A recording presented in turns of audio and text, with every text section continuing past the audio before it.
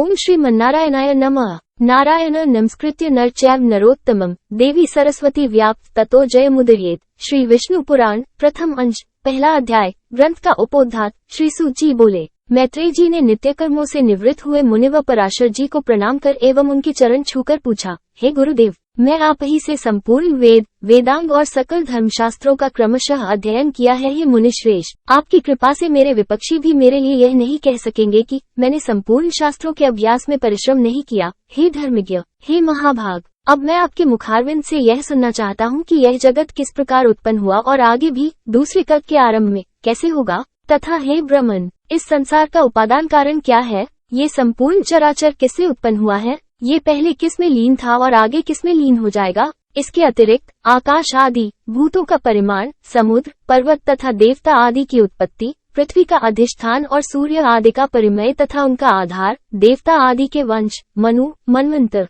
बार बार आने वाले, चारों युगों में विभक्त कल्प और कल्पों के विभाव, प्रलय का स्वरूप, युगों के पृथक पृथक संपूर्ण धर्म, देवर्षि और राजर्षियों के चरित्र, श्री व्यास जी कृत वैदिक शाखाओं की यथावत रचना तथा ब्राह्मणादि वर्ण और ब्रह्मचर्यादि आश्रमों के धर्म, ये सब, हे महामुनि शक्तिनंदन, मैं आपसे सुनना चाहता हूँ। हे ब्रह्मन, आप मेरे प्रति अपना चित्त प्रसादोन्मुख कीजिए, जिससे हे महामुने, मैं आपकी कृपा से ये सब जान सकूं। श्री पराशर जी बोले, हे धर्मज्ञ मैत्रेय, मेरे पिताजी के पिता श्री वशिष्ठ जी ने जिसका वर्णन किया था, उस पूर्व प्रसंग का तुमने मुझे अच्छा स्मरण कराया, इसके लिए तुम धन्यवाद के पात्र हो। हे मैत्रेय, जब मैंने सुना कि पिताजी को विश्वामित्र की प्रेरणा से राक्षस ने खा लिया है, तो मुझको बड़ा भारी क्रोध हुआ। तब राक्षसों का ध्वंस करने के लिए मैंने यज्ञ करना आरंभ किया। उस यज्ञ में सैकड़ों राक्षस जलकर भस्म हो गए। इस प्रकार उन राक्षसों को सर्वथा नष्ट होते देख मेरे महाभाग पितामह वशिष्ठ जी मुझसे बोले, वे वत्स, अत्यंत क्रोध करना ठीक नहीं, अब इसे शांत करो। राक्षसों का कुछ भी अपराध नहीं है,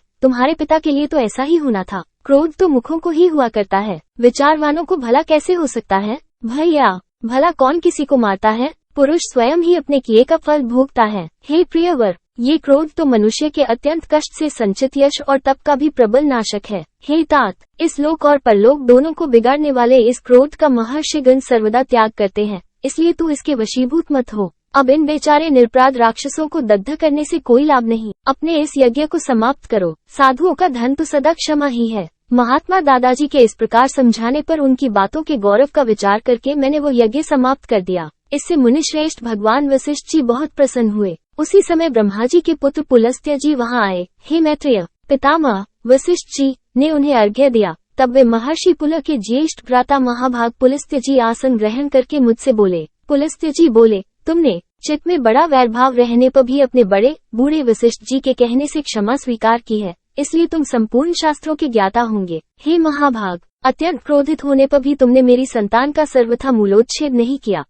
मैं तुम्हें एक और उत्तम वर देता हूँ। हे वत्स, तुम पुराण संहिता के वक्ता होंगे और देवताओं के यथार्थ स्वरूप को जानोगे, तथा मेरे प्रसाद से तुम्हारी निर्मल बुद्धि प्रवृत्ति और निवृत्ति, भोग और मोक्ष के उत्पन्न करने वाले कर्मों में संदेह हो जाएगी। पुलस्त्य जी के इस तरह कहने के अनंतर फिर मेरे पितामह भगवान वशिष्ठ जी बोले, पुलस्त्य जी ने जो कुछ कहा है वो सभी सत्य होगा। हे मैत्रेय, इस प्रकार पूर्व काल में बुद्धिमान वशिष्ठ जी और पुलस्त्य जी ने जो कुछ कहा था वो सब तुम्हारे प्रश्न से मुझे स्मरण हो आया है। अतः हे मैत्रेय, तुम्हारे पूछने से मैं उस संपूर्ण पुराण संहिता को तुम्हें सुनाता हूँ। तुम उसे भली प्रकार ध्यान देकर सुनो। ये जगत विष्णु से उत्पन्न हुआ है, उन्हीं में स्थित है, वे ही इसकी स्थिति और लय के कर्ता है तथा ये जगत भी वे ही है। इति श्री विष्णु पुराणे प्रथमेशे प्रथमोध्यायः।